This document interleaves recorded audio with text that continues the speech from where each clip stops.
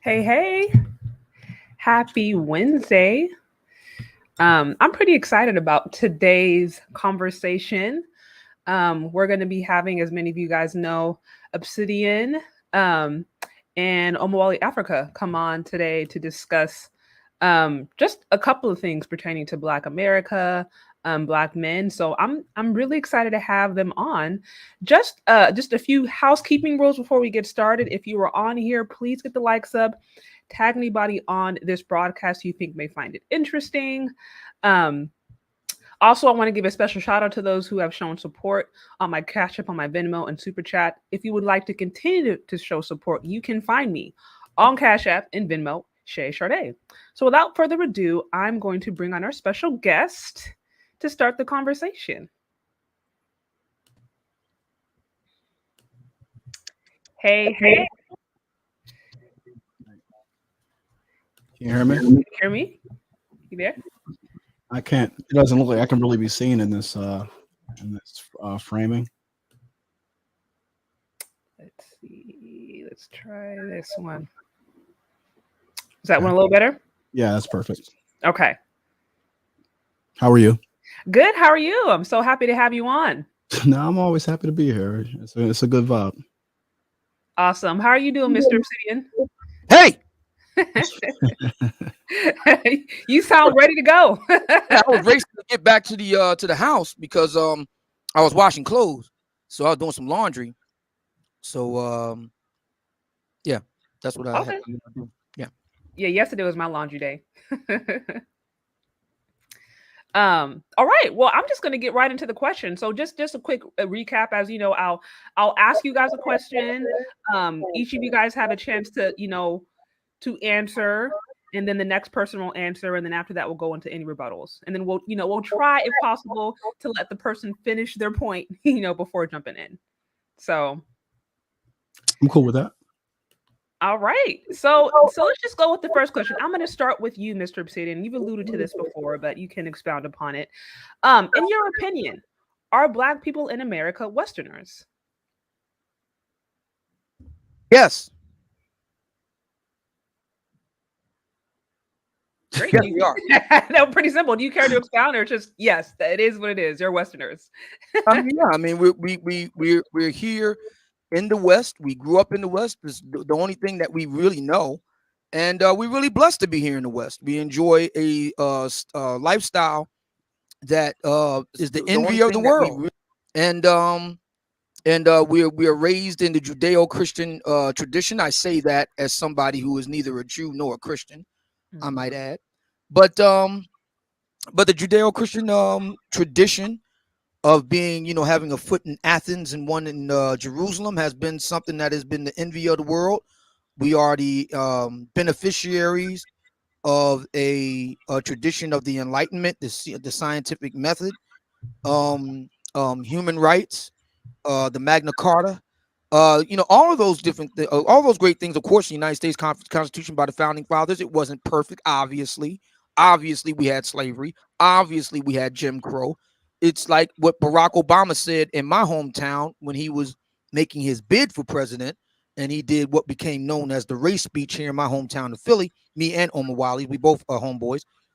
He rightly said in that speech, and I think both of you will kindly recall, we are working toward a more perfect union.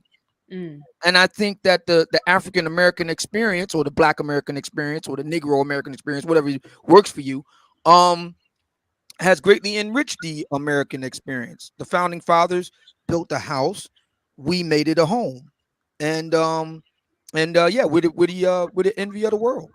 Nobody else that's black heritage has thus far been able to achieve what we've achieved. Like, for example, Africa hasn't produced an Oprah. Africa hasn't produced a Barack Obama. Africa hasn't produced a Jay-Z. Now, that's not to say that that will never happen.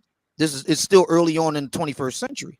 And some people that are world watchers are saying that that the 21st century will be the century for Africa. I have a good friend that works in Africa as we speak, O'Shea Duke Jackson.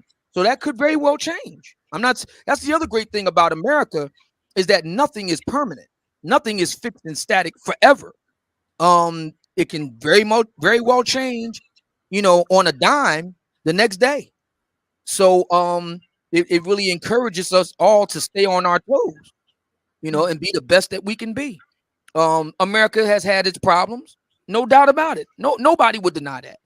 But the great thing about America is that it has an amazing, uncanny ability, number one, to solve problems, and number two, to reinvent itself and invigorate itself.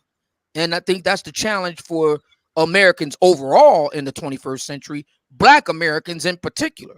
The challenge is, how do we meet the demands and the challenges of a 21st century? W.E.B. Du Bois, arguably our nation's greatest, foremost scholar, certainly of the first half of the 20th century, no doubt about it, famously said, and rightly said, that the problem for the Negro was that of the color line. He was right about that.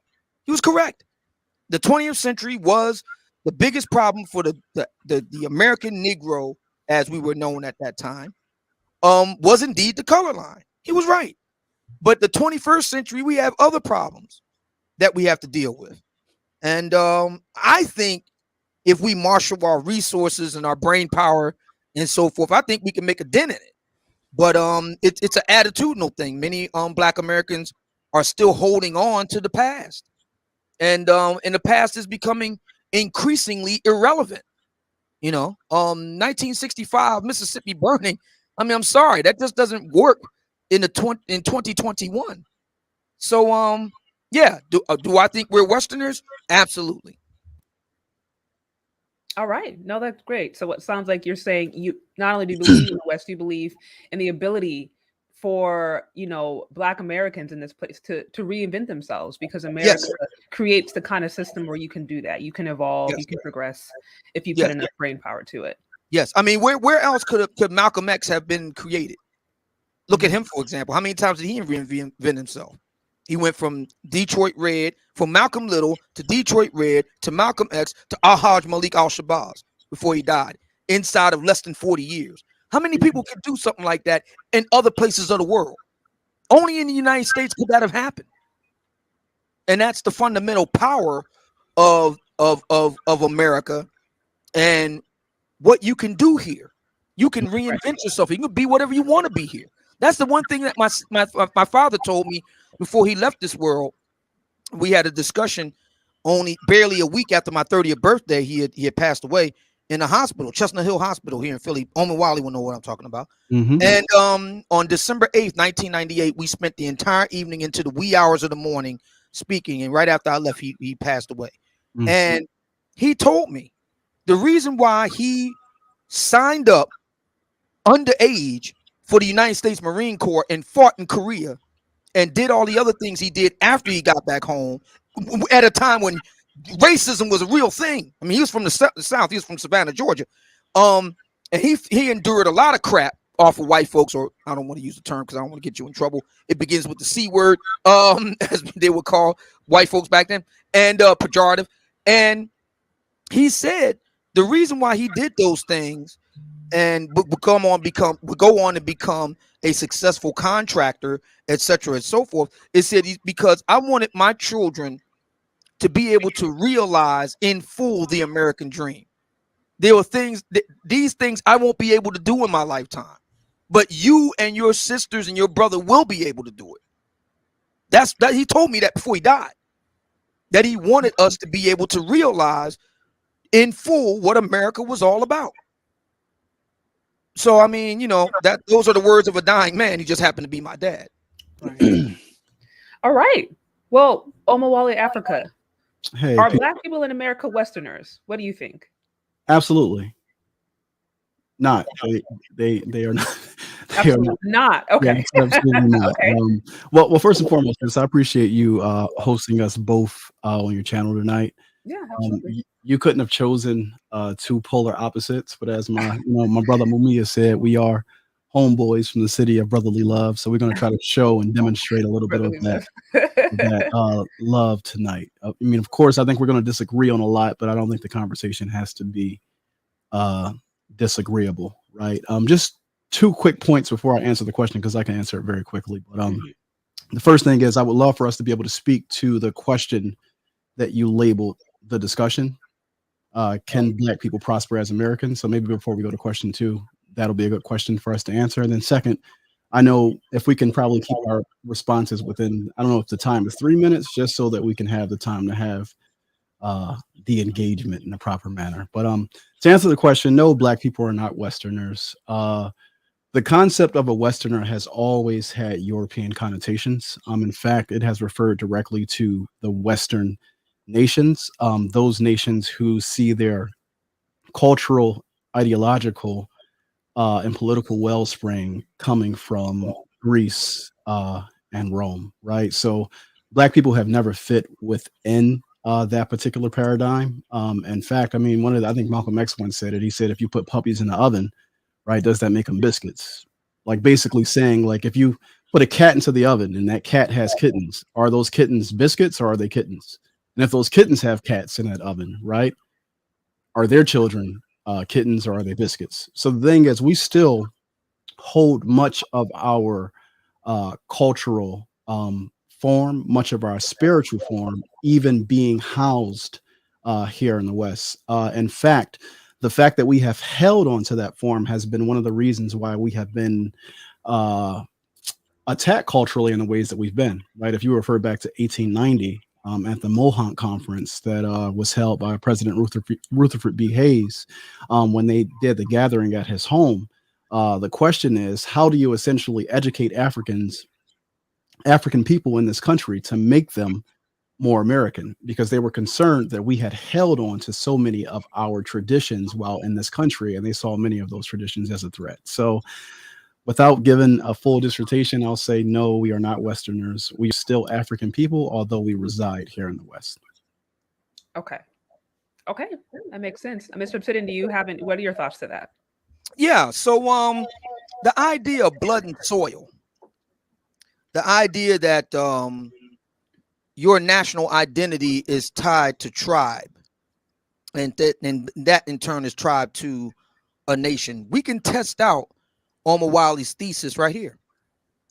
Let a non-Japanese, and that includes other Asians, by the way, let a non-Japanese try and go become a Japanese. See, today in 2021, not 1890.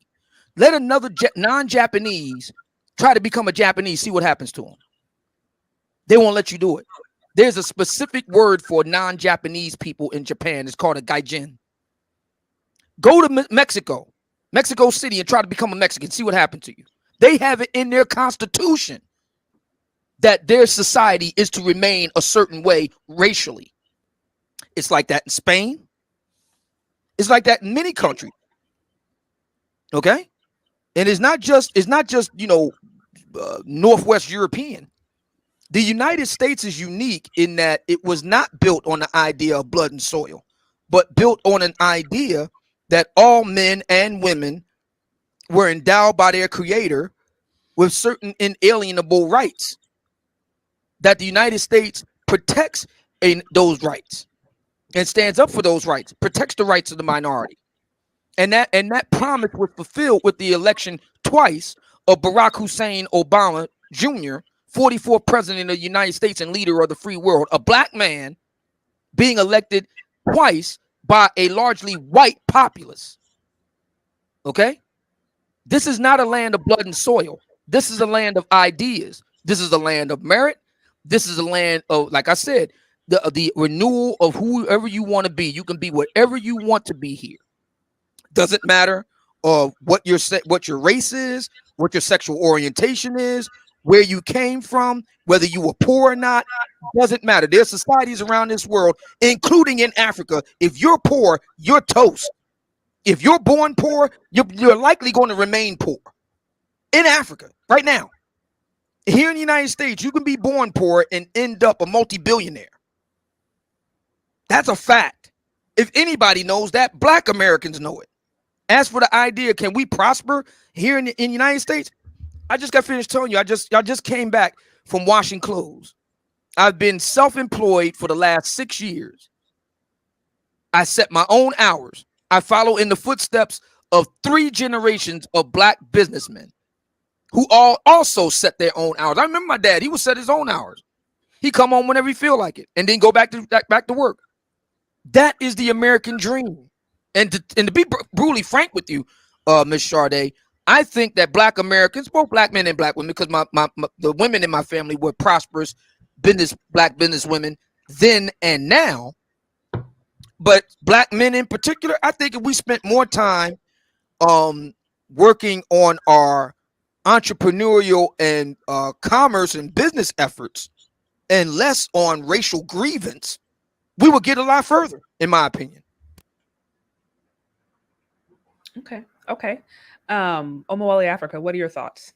Yeah, I mean, I was just very confused by his response or rebuttal. I don't know, like, the point that he was trying to make. I mean, he started off by invoking blood and soil, which threw me off a bit, with that being the slogan of, German Nazis, right? That's the slogan that they invoked to launch their movement. Right, and that was the point that I was making. Well, okay. I mean, you said a lot, so I wasn't, it was hard for me to follow the logic and where you were going with it. But let me finish, if you don't mind. So the other points he started to raise about, I think he talked about Japan and other nations. The first question that you asked was, are we Westerners? So if he was using those instances to say, to be honest, I don't know what he was trying to say because I don't think he ever said it. But if we were to use, I guess, similar examples, I mean, if you look at the so-called nation state of Israel, right, or the practice of Zionism, right, doesn't matter where those people are located around the world, they understand that they are Jews. In fact, the nation of China, if you read their understanding of their philosophy of like their one China policy, like it extends far beyond just Taiwan and China.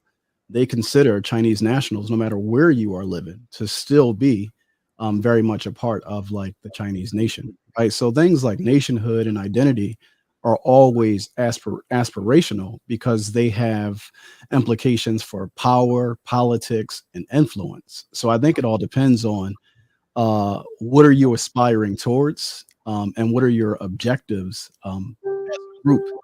So for me personally, right, if my objectives are those of power, right, and changing the paradigm that our group is currently faced with, then I think that whatever identity that I choose to embrace and or adopt has to be one that leads me to that power, right? And the idea of grounding myself in these Judeo-Christian traditions, or the Enlightenment period, or even in some of the dogma and propaganda that he's mentioning about all men being created equal, like the irony of that, right? That these documents and this beautiful language is being developed, right, and spoken at the very moment that your ancestors are enslaved and being dehumanized, right? And he made a very interesting point at the beginning where he said that our founding fathers built the house and we made it a home. Well, that's a very, in my opinion, that's an ethnological statement that is very much in line with that tradition of thinking, right? Ethnologists didn't view African people as humans collectively. But even more important to that, they saw the European race as the patriarchal race and the African race as the feminine race. So when he says that we built the home, that sounds like a very feminine quality. Like, hey, as a man, I built this house and my wife comes in and makes it a home. So he's saying that we as Black people in this country, the founding fathers built the house, so we made it a home. I think that some of these ideas that are baked into this analysis are very interesting, but the dialogue is good nevertheless. May I respond? Sure. Okay, so Omawali mentions both the People's Republic of China and the state of Israel. And it's interesting that he mentions both of them because they actually go to prove my point. Let's look at Israel for a moment, which is a staunch ally of the United States. A major point of contention between the United States and Israel is this. Barack Hussein Obama could become president of the United States. Name me an Arab Israeli who could become a leader of one of the leading political parties in Israel and then become the prime minister in the Knesset. You can't, because if you're not a Jew, right, and that includes African Jews, there's all kind of racism against African Jews in Israel. It's documented. If you're not a European-derived Jew, you're not a legitimate citizen in Israel. That is a major roiling debate both here among American Jewry and the United States government, as well as in Israel itself. How can it become a real democracy, but it's going to be an ethno-snake? That brings us to China. Now, China never claimed to be a democracy. It's a communist state. We already know the track record with communism. As a matter of fact, Africa has a very bloody record with Leninist Marxism in the form of the Soviet Union. In Africa, it's not pretty. Once again, China is one of the most racist governments on the planet as we speak. What are they doing to their Uyghur citizens who are Muslim? They lock them up. They put them in essentially concentration camps. Okay.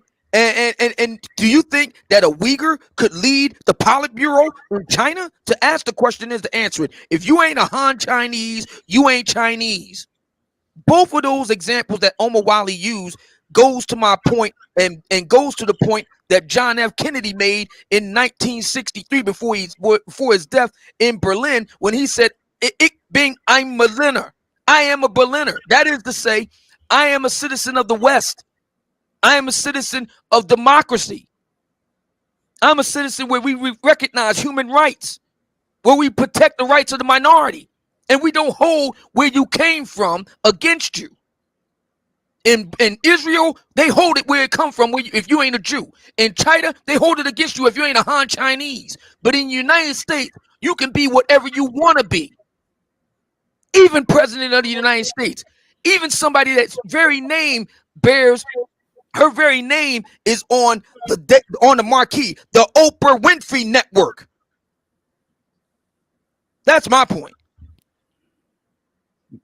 Can I, because he responded to your, I guess your debate question or whatever. So yeah, you can respond and then we'll move on to the next question. Also, real quick, for those of you who are on, please get the likes up. I need at least 50 likes.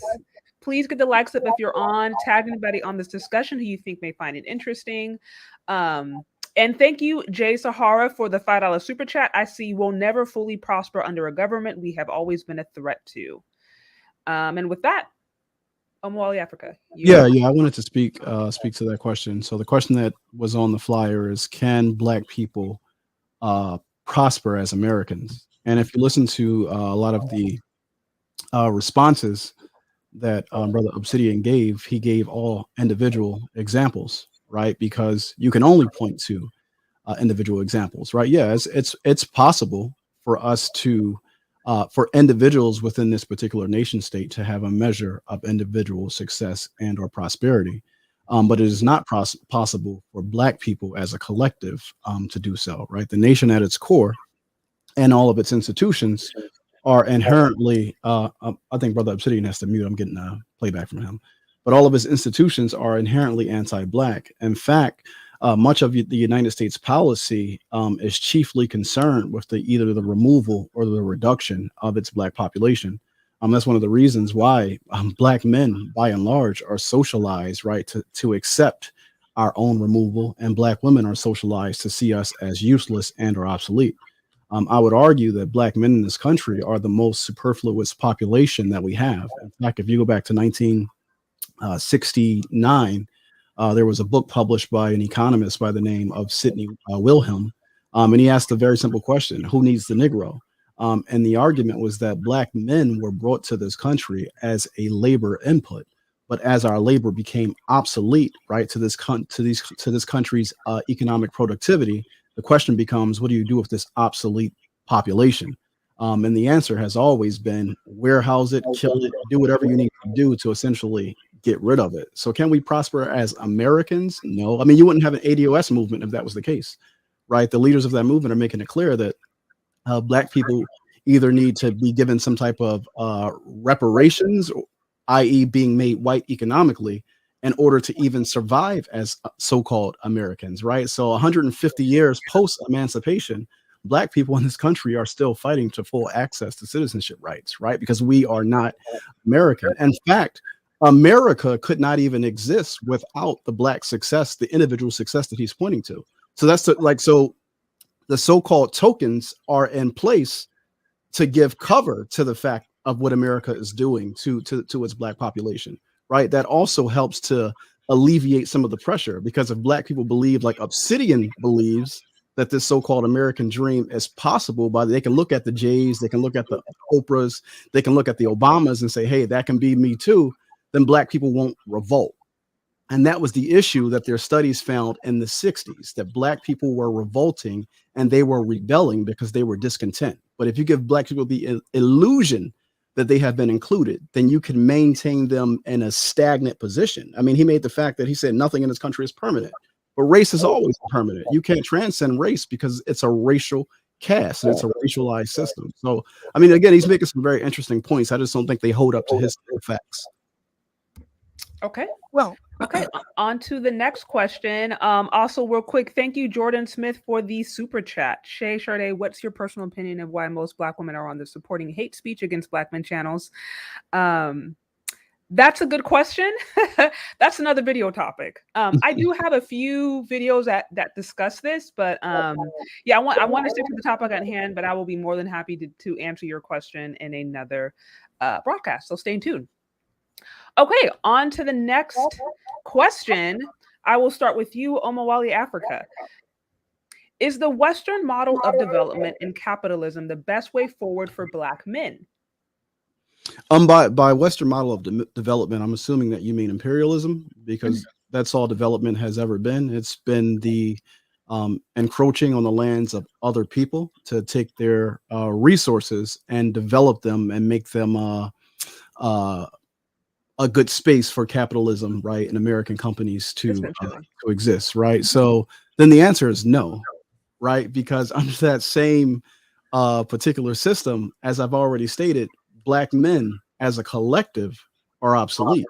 This is why you have folks like Dr. Curry, folks like Dr. Tiasan Johnson that are doing excellent work in the discipline of Black male studies to bring to bear on the consciousness of the academy the ways in which racism is really what they refer to as racialized misandric aggression, meaning that racism, right, this capitalistic system is largely targeted towards Black men, as in how do you destroy Black men? How do you imprison Black men? How do you rape them of their labor and rape them of their resources, right? So if you're saying that this same system that's put in place to maintain Black men in a space of subjugation is a system that Black men as a collective can benefit under, I would just say look around. Like the facts are what they are. Yeah, we can point to individuals. We can point to Michael Jordan. We can point to Obama. You can point to Brother Obsidian. Yeah, there's lots of individuals who are doing good. But as a collective, Black men, like in my city, we're suffering from a silent epidemic. Obesity. We talk about the gun violence. We're not talking about the obesity, hypertension, diabetes, high blood pressure. These things are taking Black men out. If you look at the face of homelessness all across this nation, it's largely Black and male. So I would be interested to hear how someone could argue that a system of complete exploitation that makes Black men into a superfluous population is something that can be beneficial to Black men. Well, what I would say is, and this ties into the previous segment about tokenism, the idea that I'm citing individuals and not collectives. Well, that's the problem right there. The United States isn't about collectives. The United States is about individuals. The Western tradition is about the individual and is informed, again, by Athens and Jerusalem. And by the way, both ancient Greece, but definitely Rome, was where, Christianity would be born under the Roman Empire, was a polyglot society. It was a multiracial, multicultural society. You had everybody who was somebody in the Roman Empire. And so the idea that it was just white top to bottom, that's not true. Number two, and I was really heartened when I saw the film Gladiator, where we see Jaime Hunsell in the movie being the friend of the lead character played by Russell Crowe, Maximus. That's true. There were Africans that were part of the Roman Empire as citizens and so forth. That's number one. Number two, the idea of tokenism, the idea, and Omiwali mentions Black men right here in Philadelphia. I bristle at the idea that my father was a token, that my grandfather was a token, that my great uncles were tokens, that my elder brother, who's also deceased, was a token. All these Black men and many more in my family, and those who were not, but are good friends of mine, they were all successful businessmen. Now, were they uber wealthy? No. But they were able to strike out and mark their own path in this world. And by the way, something else on Mawali, because I grew up here in Philly just like you. I didn't grow up in the white world. I grew up in a Black world where white people were bit players. The mayor, the chief of police, the fire chief, the managing director, the superintendent of schools, my principal, the councilmen and women, all of them Black. My congressman, all of them Black. I've had nothing but a Black congressman in one form or another all of my life. Black people were the stars of the show, for better or for worse. I'm talking about W. Wilson Good, who dropped the bomb on Move. You remember that? He was Black, but I can't blame that on white folks. Frank Rizzo didn't do that. Good did that. So my point is that right here in Philadelphia, in my lifetime, White folks weren't the one that were pulling the strings. It was black people. Shaka Fatah, Bill Gray, John Street, Michael Nutter. Those were the people that were pulling the strings for the majority of my lifetime. And that was true with other blacks, both in my family and outside of it. And I refuse to believe the idea that they were all tokens. They're not. The late great Lucian E. Blackwell, he wasn't a token. He's not no token. These are all black people who did the same thing that anybody else does in this society. You develop your talents and gifts, you work hard, and you do them to the best of your ability. Are there going to be challenges and setbacks? No doubt. Are you going to have some knuckleheads, call you a so-and-so or whatever? Fine. But that didn't stop them. It didn't stop me. And it won't stop anybody else that's listening right now. As for the idea that brothers are falling dead here in Philadelphia due to obesity, my brother, ain't nothing stopping you from putting down them cheesesteaks. I know I used to eat them. Right there on Max's down there in the Broad area. You know what I'm talking about, Omar Wiley. I used to eat those big old greasy cheesesteaks. I had to put it down, put down the other junk food, put down that crap. Stop smoking, stop drinking, get out there and walk, get out there and ride a bike, get out there and rollerblade. You can do it. Ain't nothing stopping no black man from doing that. Right here. That's all something that brought on black men themselves. If they dying from obesity and all the rest of it. First of all, there is no excuse for a man to be that out of shape. I saw that individual from the Dads on Duty. Oh my God, that's disgusting. How does a black man allow himself to get that disgustingly obese? That is no excuse for something like that. A man should be ashamed of himself looking like that. Brother, the majority of black men are obese, though. Like, you have to understand that these are just environmental factors, right? No, the majority of black men are not obese, sir. There was only 37, 38%. Blackdemographics.com, 37% of black men nationally are obese. Now, that's a high number. I will grant you that. That's true, but it's not the majority. All right. If I can just be allowed to, like, when you speak, my brother, I promise you, I'm not even going to interrupt you. I'm going to let you get your complete thought out. So I just ask for the same respect, right?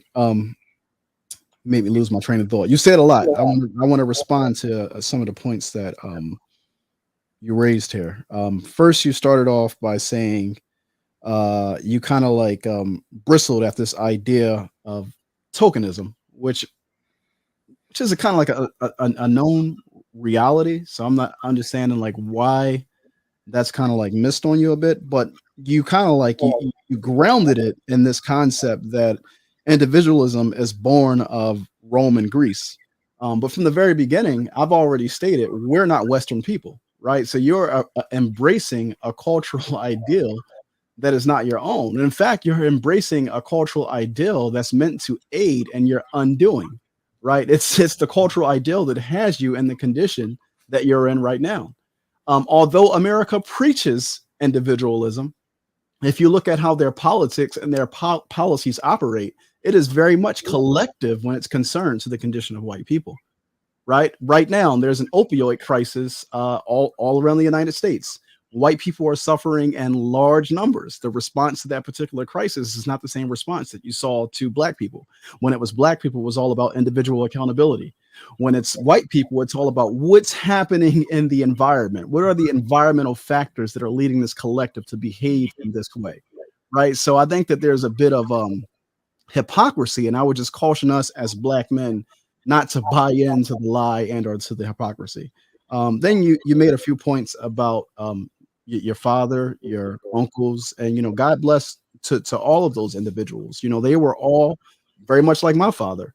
They were part of a generation that benefited from a wartime economy. They were part of a generation that benefited from significant uplift programs and poverty programs that were aimed at doing something for the black community, which needed to be done in order to help America facilitate its colonization abroad. Because America, if you recall, during this period of time, they were in competition with the communist nations. The communist nations were making hay of the fact that, hey, look how America treats its own black people. So America had to show something different via policy so that it could pony up, right? So it could change its perspectives towards the African nations they were seeking to come into after World War II. So it's funny, you book like the name of somebody like this dead, this, I don't want to say the word, this dead individual, John F. Kennedy, who facilitated the assassination of like Patrice Lumumba. So it's like, I'm not understanding how we choose to valorize these particular individuals unless we've had some type of like cultural or ideological embodiment that makes us look at them as our heroes. And for me, John F. Kennedy is certainly no hero. All of those programs that your father and my father and that generation, right, the boomers and the generation before that may have benefited from, we've existed under a 40 to 50 year period of what's known as neoliberalism. So about half of Gen X and forward, if you look at the conditions of the people collectively, not as individuals, I mean, the numbers just are what they are, bro. We ain't doing good. So you can't make an argument that black people can do good under the system when in fact, no one truly can do good under the system, right? White economist by the name of Chris Hedges put out a book 2 years ago called America, the Farewell Tour. And he's talking about fourth stage capitalism and the impact that it's having on people in general. You already know what they say: when white America has a cold, black America has the flu, right? So I don't want to go too far down the tangent. I'm just trying to push back a little bit on some of the points that you're making, because I do believe that iron sharpens iron, and I think that through this dialectic we can get to a better truth that isn't built on propaganda but built on a reality. If I may respond to that, I find it interesting. This is the second time that Omawali has cited, he rails against whites, but then uses white sources to make his point against a black man. No such thing as so let me go ahead and cite a black source. This is the second time I've cited a black source. First time was blackdemographics.com. Now I'm going to cite another source, Thomas Sowell. Oh Lord. Noted economist. And Thomas Sowell notes that the single biggest problem holding back blacks is their adherence to, once again, a cracker culture.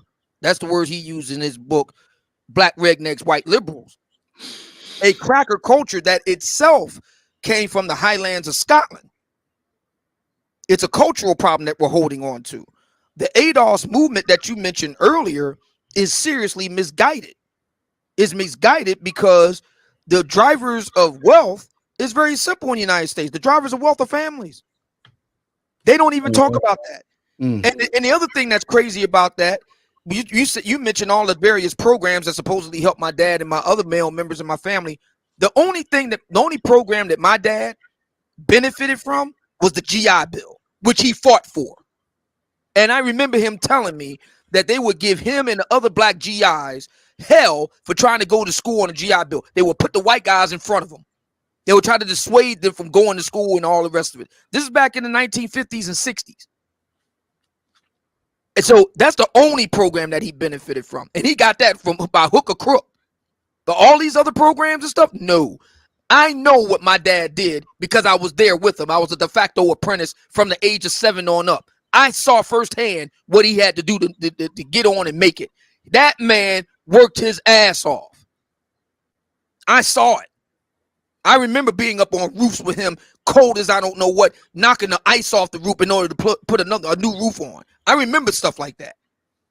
And that's just for starters. So no, my dad wasn't getting no handouts from nobody.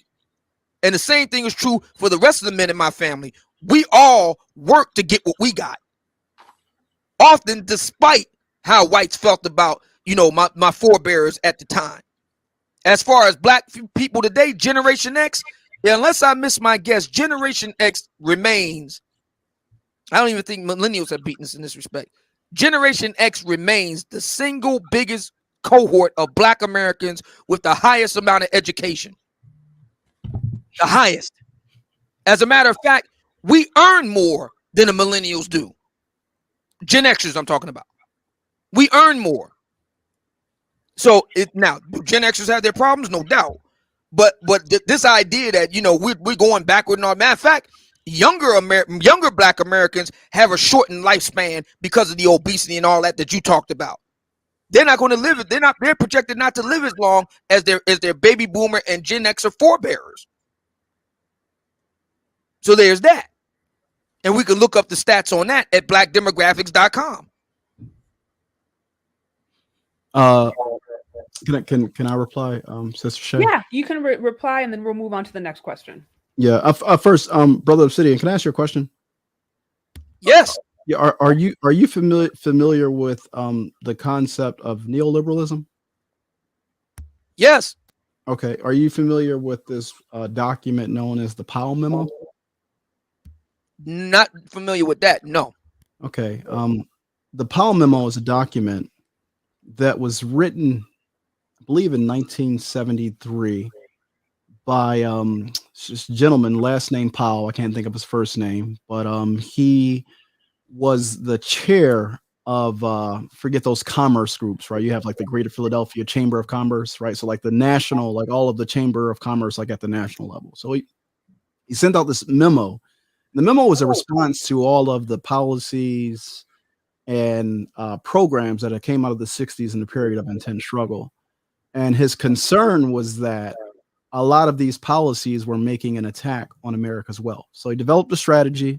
A big part of that strategy is anchored in this ideology known as neoliberalism, which is why I pointed it out to you. But the reason why I bring that up is because the guy who you mentioned, Thomas Sowell, and he is the perfect example of a neoliberal creation. I did an entire series called The Souls of Black Folk, playlist on my page. You can go check it out. It's The Souls of Black Folk, talking about the creation and manufacturing of these group of thinkers that you're referring to, right? So Sowell, along with Clarence Thomas and some other Black thinkers in Black society, were summoned to the White House by Ed Mead in 1980. That was someone who worked for the Reagan administration.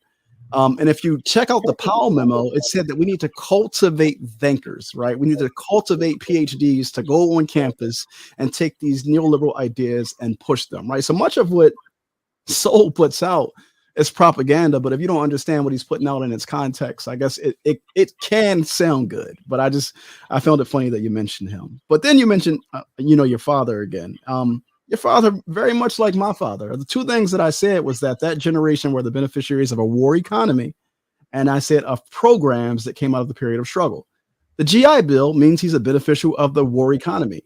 Much of the labor that they were getting at that time was because they were beneficiaries of the war economy. In fact, if you look at the March on Washington in '63, what was the call? It was a March on Washington for jobs and housing. Black men were marching with signs that said, "I am a man." Now, actually, that was not 1963. That would have been 1968 in Memphis. Let me keep cooking here, bro. let me just keep cooking. All right. The reason why they were marching with signs that say that I am a man is because they were arguing that I cannot be a man without employment. How can I take care of my family without the employment or the ability to earn a living in this nation in order to do so? Right. So if we're focusing on this question, bro, when they ask the question, when you make the statement that families are the drivers of wealth, it's like, are you crazy? American wealth is built on slavery. It's built on exploitation. It's built on the theft of one group of people's land, and it's built on the enslavement of another group of people. And that wealth is maintained by looking for peoples in the so-called global South to continue to exploit and steal their resources. That's the reason why we have to have the military that we have, so that our corporations can have access to the resources of the global South, of which I would consider Black Americans to be a part of that. If you want to look at the world as like a plantation model, you can either consider yourself to be a house Negro in America, or you can be a field Negro in America, because America is really nothing but an instrument of global commerce or global capitalism, right? So, I mean, that's another topic for another time, but I'm just saying some of the things that you're putting out, again, they don't hold up to the history or to the facts. Well, let's look at the fact that we can look at just a few months ago. Where was all this imperialism in Kabul? Exactly what did the United States, what loot and treasure did they take out of Afghanistan? Exactly. As we left out of Dodge with our tail between our legs and left a whole bunch of guns for the Taliban coming in. Exactly what did we get out of it? Bro, how long was the United States in? Because you're taking it on a tangent, but just to answer your question, how long was the United States in Afghanistan and in Iraq? 20 years. 20 years. How many private industries now have a direct benefit and tie to the oil in those lands now because of that period of time? Very few. Oh my goodness. Okay. The Taliban does not want Americans there, and if you stay there on your own, it will not end well for you. I don't want to get into geopolitics and whether or not the Taliban is a U.S. created entity or not, but like I don't want to delve too deep down. We can move on to the next question. Really quick, you guys, please get the likes up. I have 60 of you online and I only see 27 likes. So please get the likes up, y'all. Also, thank you again, Jay Sahara, for the super chat. This is actually going to relate to the next question. I hear the feminist movement was a coup mission between white men and women to hijack the black woman from the black man because she is a replenisher. Yeah, this kind of segues a little bit into our next comment. Again, please get the likes up, tag anybody on this discussion who you think may find it interesting. Also, if you'd like to show support, you can always send in your super chats or find me on Cash App or Venmo, Shay Charday. So on to the next question. I will start with you, Mr. Obsidian. In your opinion, does misandry and discrimination against black men originate with black women or with institutional racism? Repeat the question one more time, please. Okay. Does misandry and discrimination against black men originate with black women or with institutional racism? I don't think that institutional racism was misandrous in its operation because black women were discriminated against as well. So we can't say that. As for the latter potential cause, I think that to tell you the truth, I think feminism as a driving force, as a causal factor that explains phenomena today in Black American life, that is to say between black men and black women, I think it's overblown. I think it's overblown. Does it play some role? Yeah, but nowhere near as big a role as we like to think. I think there have been other forces. I think the single biggest force that's driving, the churn between black men and black women is freedom. Black women and black men are truly free to, chart their own course in life, for better or for worse. And the way it plays itself out on the ground is, black women have their own ideas of what they like relationships to be and marriages to be and family and community. And black men likewise have their own ideas. And as long as we're free people in this society to do that, there's going to be inevitable tension and friction. And because we've only been free for about maybe 50 some years, we still need time to work with it and, learn, all the things that make an American a functional American and move forward. We still have a long ways to go in that regard. Okay. Omawali, Africa. Does misandry and discrimination against black men originate with black women or with institutional racism? No, I mean, of course, it certainly doesn't. It doesn't originate with black women. It's an institutional thing. I was surprised. I'm very surprised to hear my brother say that institutional racism. I forget the. Cause I don't want to put words in your mouth. Of what you said kind of blew me away. So I'm still a little bit lost there. But I don't know if you've ever heard of Dr. Tommy Curry. He put out a book called The Man Not. Yeah, I know. Okay, so I had him on my channel last week for an interview, and I mean, he's very clear, right? What does the history bear out? What does the facts bear out?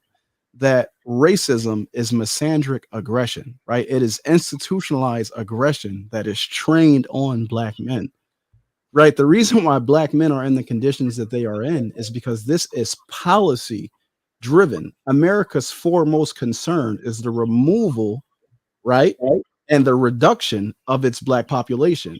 And in order to do that, a lot of your assault has to be trained on the bodies and the minds of black men, right? You have to socialize them first and foremost to accept their death, right? So anti-black misandry, I mean, it plays out in many different ways on the institutional level, but also on the individual level, right? So in our community, right, there's ways in which anti-black misandry plays out in terms of how black women use it.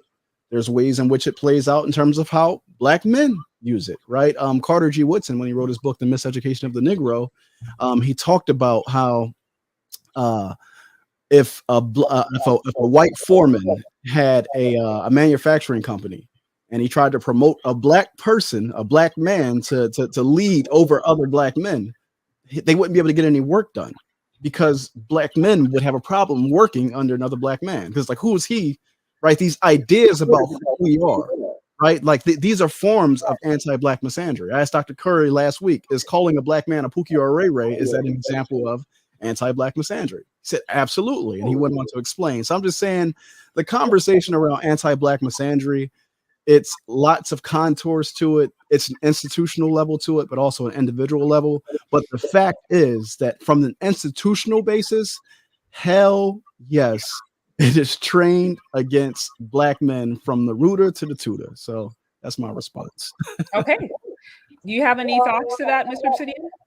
Yeah, I'm just wondering, what do the sisters who, many of whom, like a Fannie Lou Hamer, I wonder what she would have to say about that, as she got thrown in jail and beat the crap out of and all the rest of it. I'm wondering, does she think that it was just something that was aimed at black men, for example, or the many black women who were raped, the many black women who were terrorized by night riders, etc., so forth. Rosa Parks being told to, get to the back of the bus. I wonder how they felt about the idea that institutional racism is aimed at the black man. I wonder how they feel about that. I mean, they've always understood that. Ida Wells wrote an entire book about it. I mean, while there were black women who were lynched and black women who were harmed, I mean, by and large, that violence was targeted towards black men. They've always understood that. But the thing is, we've always fought side by side, even with that violence being focused on the men. It's not until the period of white feminism where a certain segment of black women from our community are pulled apart, and then that particular ideology is used to drive a wedge between the two. But I mean, come on, like historically, it's always been clear, like the women have known that. In fact, if you look at the feminists today, they want black men marginalized in the conversation because they're like black male death takes up too much oxygen in the room. Like it's so overwhelming that everybody else in the community gets missed because there's so much happening to black men. So yeah, like the women have always understood that. All right. For those of you who are on, again, please get the likes up. I see a few comments. I agree with Brother Africa on the misandry question. Freedom to choose how to live is also based on environmental factors. Yeah, I'm seeing a lot of comments come in. Again, you guys, please feel to share this broadcast with anybody. Mr. Obsidian, did you care to comment on that before we move on to the next question? No, go right ahead. All right. So the next question, I will start with you, Omwali Africa. Has African-centered thinking produced any progress for black men in America? Absolutely. Okay, I'll let you say it again. Yeah, I just wanted to make sure I understood the question. Could you say that again? It was, has African-centered thinking produced any progress for black men in America? Absolutely. Where you look at where we came from as a group of people from the beginning of the 20th century to the end of the 20th century. At the beginning of the 20th century, collectively as black men, we were pursuing a policy that Du Bois and Garvey and other folks referred to as racial suicide. We were figuring out, like, how do we basically cross over the color line and get away from blackness by any means necessary, right? We had fully accepted our socialization into death, and we were willing to pursue that death through various means, right? Now, African-centered thinking, where does it come from? Well, in 1969, Dr. John Henry Clark initiates a conflict with the Western Academy. He writes a letter to an actor by the name of Brock Peterson. And this letter is written in response to the white academies of the white literary world. They're writing up a book called The Birth of a Nation. It was a book that basically said that Nat Turner was a homo and it had distorted our history. So in this letter, Dr. Clark says that it's time for us, the intellectuals, to go onto campus and to do battle with the white administration and with the white academy. He said the riots in the streets are one thing, but the battle of ideas is where we can make much further progress. So Dr. Clark and these early thinkers saw themselves as the so-called intellectual wing of the Black Power movement. This is where the field of Black studies is developed coming out of the 1960s. Now, Black studies evolves over the next 10 to 15 years. And by the time we get to the late 70s, early 80s, you get this new blossoming movement within Black studies referred to as African-centered or Afrocentric thinking, right? Now, this process is a corrective, right? Because as I stated at the beginning, Black men have been socialized to accept a brand of thinking that would allow them to accept their own death. What African-centered thinking gives you and Afrocentric thinking gives you is it gives you your proper center.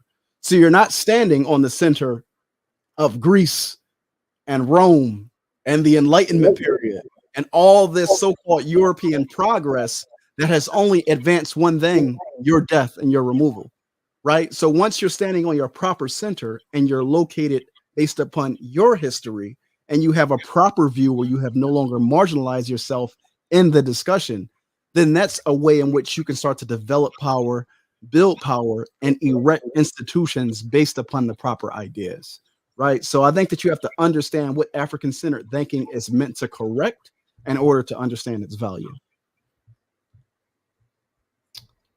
Okay.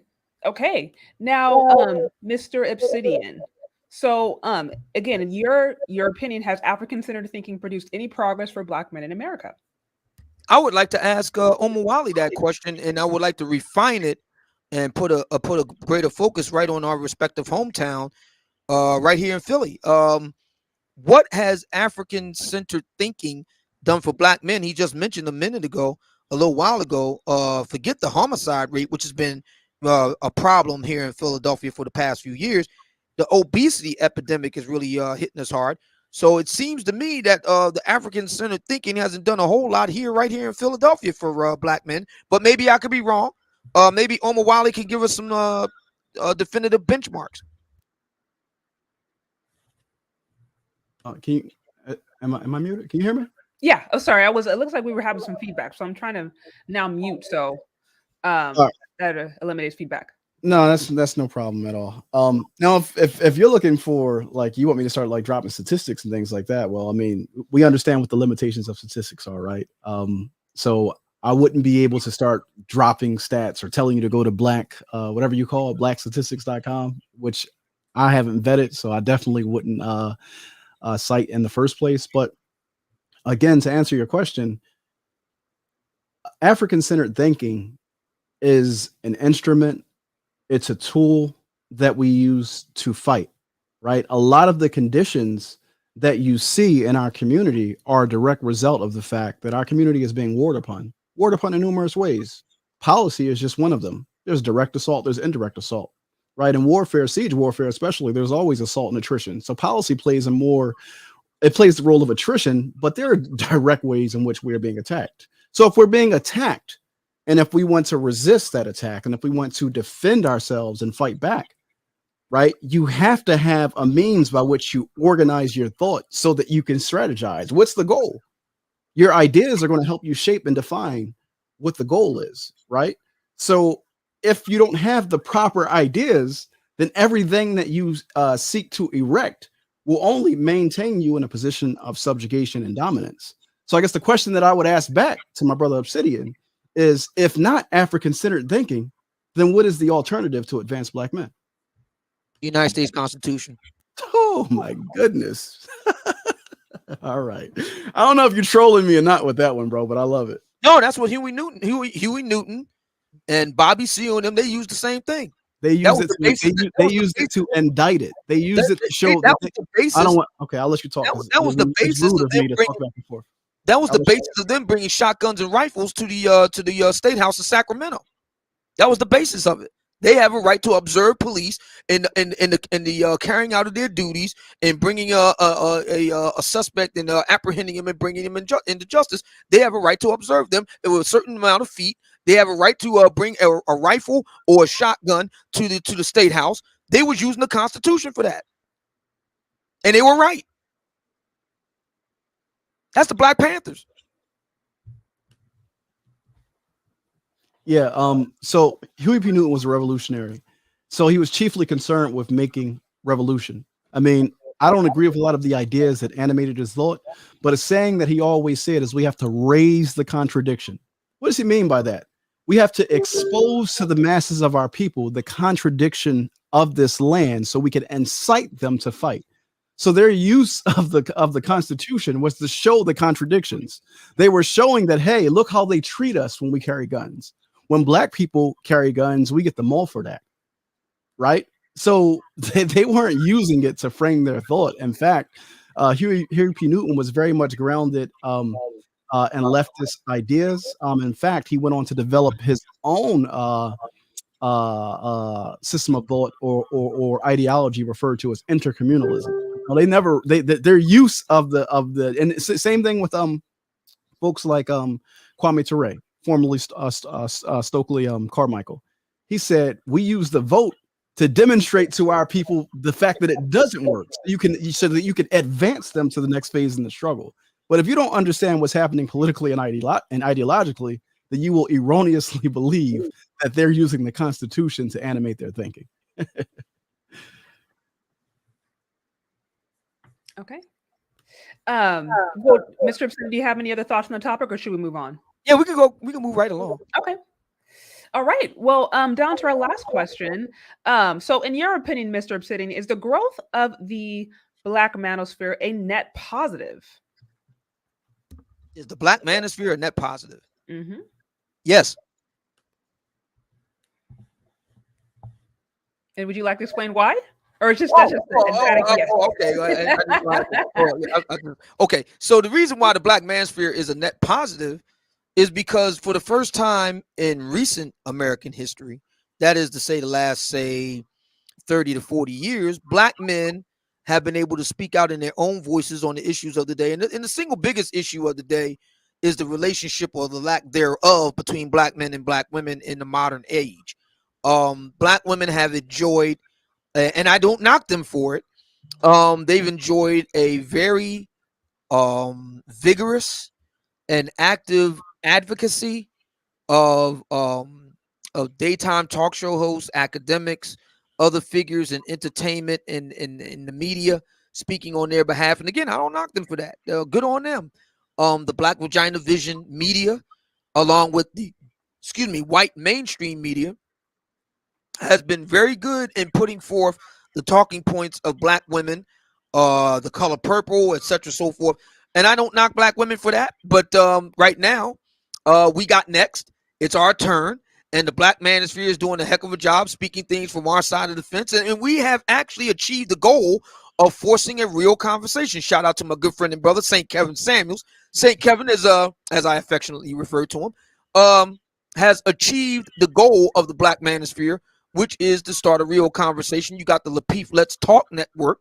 They're doing the same thing. As a matter of fact, the brother JR over there, I like the way he puts it. Let's just have the conversation. So we're seeing Black men and Black women talk to each other, whereas in the past, with the Black Vagina Vision media and white mainstream media, you just had Black women, their spokesmen and advocates and surrogates, and a small cadre of Black men that were handpicked to essentially genuflect and brown nose these lovely ladies.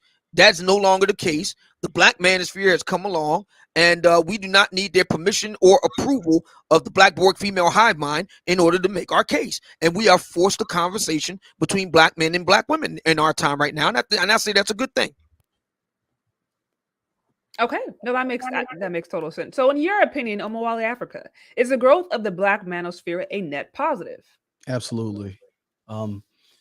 I think that Black men getting a voice and having an opportunity to speak is an excellent thing, and I think that we need more of it. I feel like over the past 40 to 50 years, the Black male voice has been marginalized, but the most marginalized voice among Black men has been that of the Black nationalists, because we've been institutionally marginalized, right? When you look at like the COINTELPRO program, they were very clear that the Black nationalist voice, the Pan-African voice, is one that needs to be silenced by any means necessary. So a lot of those brothers have been imprisoned falsely for a long time. A lot of those brothers have been driven underground, and a lot of those brothers have been murdered, right? Here in my very own city, Russell Maroon Schultz, just released after serving, I believe, 55 years or 50 years in prison, and only released because he has, I think, late-stage cancer, but a political prisoner. So I We think the gotta national... remember Bumia. We got to free Oh, Bumia. absolutely, my brother. So the argument that I'm making is, yes, it's great that Black male voices are once again gaining a stage and we are being heard, but now we need to mature the conversation and introduce new ideas to the space. And I feel like within this space currently, I interviewed my brother O'Shea Duke Jackson recently, and I asked him that. I said, is there room, right, for a more Pan-African or Afrocentric voice to have conversation with the brothers? Because as it currently stands, most of the voices are very conservative, very antithetical towards the Black community, and very Eurocentric, including Saint Kevin Samuels, right? So yes, it's a good thing. Yes, it's a net positive. I'm more so vested in seeing the conversation elevate and mature. Mr. Obsidian, any thoughts on that? God bless America, and praise the Lord, and pass the bucks.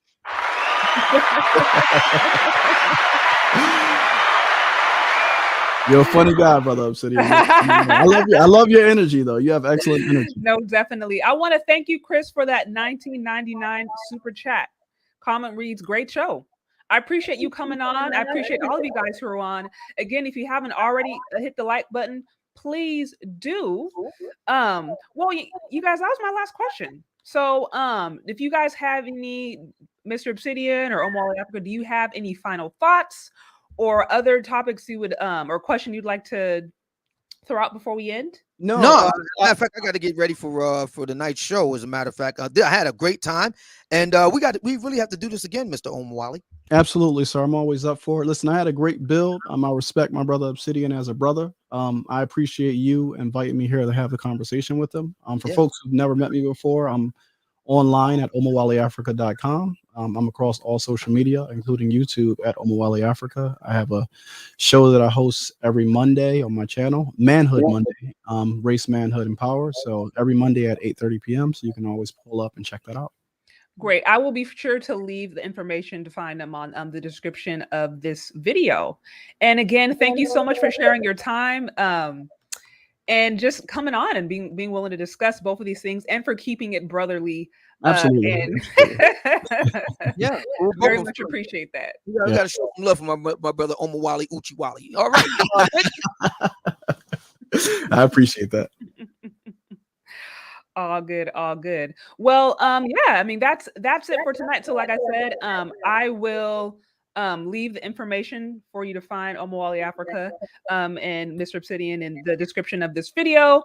And thank you, both of you guys, for your time. Appreciate that. And hopefully we'll do this again. Thank you. All right, peace. Okay, you take care.